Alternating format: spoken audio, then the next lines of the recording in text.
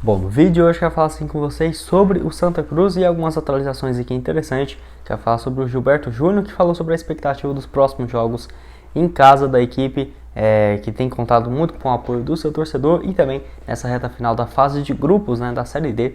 Quero falar também com vocês sobre um novo reforço que foi contratado recentemente pelo Santinha, que fez a estreia no último final de semana, no caso na derrota por 2-0 contra a Jacuipiense. Quem é o jogador? O que podemos esperar do atleta?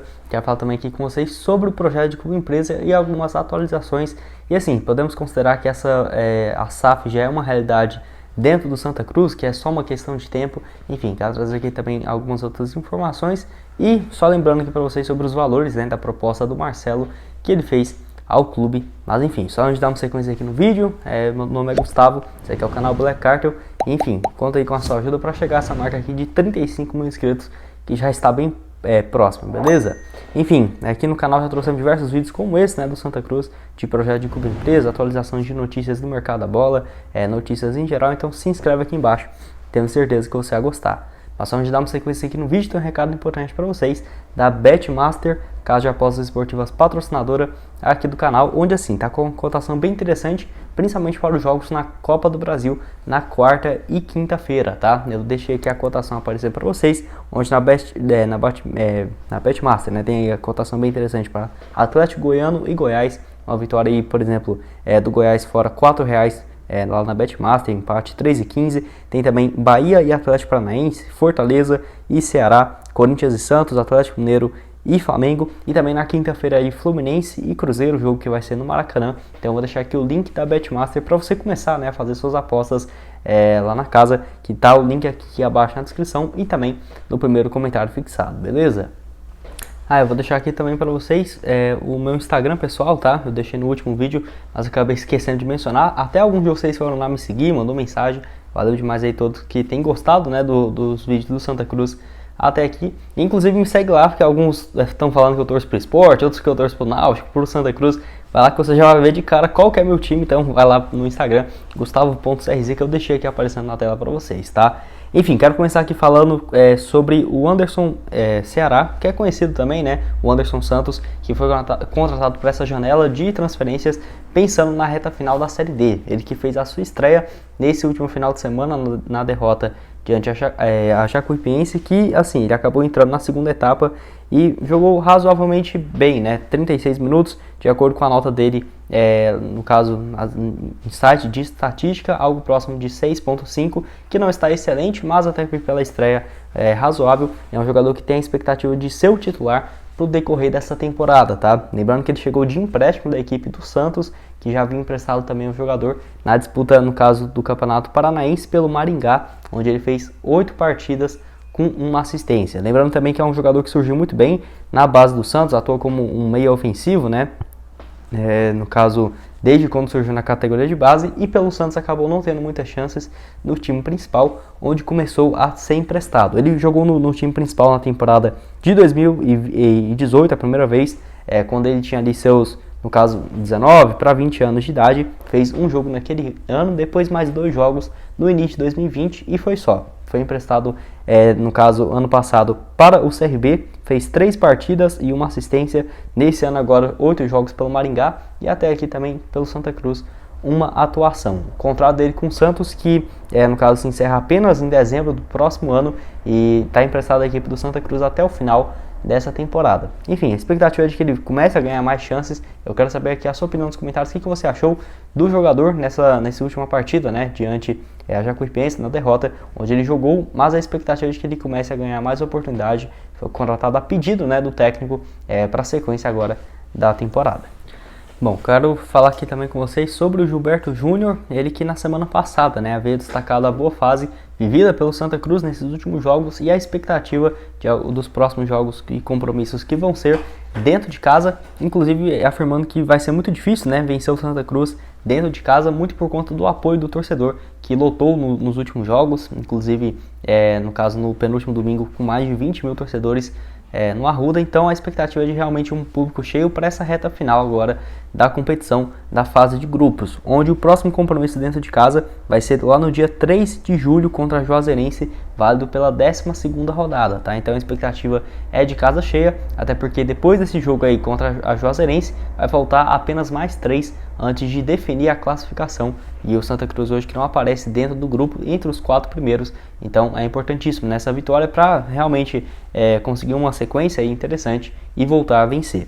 O Gilberto Júnior que falou sobre esse momento vivido pelo Santa Cruz, que antes desse duelo contra a Jacuipense era 4 jogos de invencibilidade, com 2 vitórias e 2 empates, onde o volante disse o seguinte, abre aspas, é um momento bem especial para nós e acredito que passamos a entender como funciona a Série D. Alguns jogadores chegaram depois e agora estão conhecendo melhor e já compreendemos como o treinador gosta de jogar, fecha aspas. E assim, o Gilberto Júnior, que tem sido titular até aqui na temporada, já tem 16 jogos até aqui, jogador de 33 anos de idade que tem dado conta do recado, já teve boas passagens também no futebol, no caso dos Estados Unidos, jogou muito bem no Goiás e também ano passado teve uma temporada razoável pelo Confiança, chegando nesse ano já com essa expectativa dele ser o titular, de até mesmo quem sabe poder ser um dos líderes, né, da equipe. Enfim, o Gilberto Júnior que até aqui tem sido titular, eu quero saber a sua opinião aqui embaixo nos comentários, qual que é a sua expectativa para esses próximos jogos dentro do Arruda e também sobre o Gilberto Júnior. Você acha que ele tem que continuar sendo titular? Enfim, o que você tem achado do volante que já tem 16 jogos até aqui na temporada? E o último assunto desse vídeo que eu quero comentar aqui com vocês é sobre o Clube Empresa e a SAF, onde muitos de vocês me perguntou se já é uma realidade, só questão de tempo para o Santa Cruz se transformar em Clube Empresa, onde assim, é uma pergunta bem difícil, né, de responder, até porque eu venho trazendo aqui algumas informações para vocês desde outubro do ano passado, quando esse projeto de lei foi aprovado, né? E assim como Santa Cruz, vários outros times demonstraram interesse desde o princípio. E principalmente depois do interesse do Marcelo, que eu vou falar aqui também algumas atualizações nesse vídeo, várias pessoas têm, né, essa expectativa de que o Santa Cruz vá se tornar um clube empresa. E essa é a tendência, até por conta assim, do clube estar passando por uma situação financeira difícil, complicada, mas não podemos garantir quando será isso. Pode ser que aconteça nesse ano ou, por exemplo, daqui umas 2 temporadas, porque tudo vai depender da atual gestão, se eles vão aceitar algumas propostas e condições de investidores, porque interessados não falta. Isso desde fevereiro desse ano, eu já tinha trago aqui para vocês um vídeo, fevereiro, março, do Ricardo Rocha, que já havia falado que estava tentando trazer alguns investidores para o Santa Cruz, e também o Grafite, né, tinha falado um pouco sobre essa possibilidade, que já tinha investidores interessados desde esse princípio. Então, investidores é o que não falta. E depois então do Marcelo, quando surgiu essa proposta junto com o Azures, né, para compra, inicialmente somente um primeiro contato para entender um pouco melhor a estrutura do clube e os valores, e aí sim para depois uma proposta. Eu vi poucas pessoas divulgando, mas o Nicola confirmou essa informação de que a proposta do Marcelo para comprar o Santa Cruz seria de 200 milhões de reais, tá? Esse valor que nós não sabemos se seria por 90%, 100%, 80%, enfim, não temos ideia desse valor. Porém, o presidente do clube tem interesse de 300 milhões de reais somente em investimento, mais os pagamentos das dívidas, que hoje, de acordo também com o Nicola, é algo próximo dos 270 milhões de reais. Então estamos falando de 570 milhões no total, contra 200 milhões que o Marcelo estaria disposto a colocar nesse primeiro momento. Tudo depende também em relação ao projeto, né? O Marcelo pode ser que tenha em mente que 200 milhões de reais seria, por exemplo, 50 milhões para pagamento de dívidas a curtíssimo prazo e outros 100, 120 milhões, 150 para contratação de reforços e fazer um time o mais forte possível para voltar, por exemplo, à Série B, à Série A. E aí sim, com o faturamento, com a receita, programa de sócios torcedores, poderia pagar essa dívida do clube em pouquíssimo tempo. Então seria como se fosse no Cruzeiro hoje, com uma boa administração, né? Mas porque o clube empresa, quando tem um dono, essa dívida passa para o CNPJ dele, é uma dívida dele. Então basicamente ele teria que pagar por bem ou por mal, porque senão essa dívida iria estar dentro da sua empresa, né? Então tem toda essa questão, tem que ver como que vai ficar. Porém, eu vi muitos torcedores meio que divididos, né? A grande maioria eu vi que queria mesmo que o Marcelo comprasse por esses 200 milhões de reais, e outros ainda falando que é um valor um pouco baixo. Eu realmente concordo, é um valor um pouco baixo. Eu acho que seria interessante ali, por exemplo, até um valor menor, podemos colocar 270 milhões de reais para pagar dívidas, mais uns 100, 150 milhões em reforços em 2, 3 anos. Já seria um valor muito acima do que o Marcelo estava disposto, creio que é algo ali próximo dos 400, 380 milhões, mas pode ser que essa aí seja apenas a proposta inicial, e tem essa questão do percentual também, né? Se o Santa Cruz for avaliado em, por exemplo, R$500 milhão, 500 milhões, por exemplo, por 100%, ele pode ter oferecido, sei lá, 200 milhões por 50, 45, então seria uma proposta equivalente a quanto vale o clube. Enquanto não tivermos essas informações, não dá para cravar, né, se é uma proposta ruim ou não.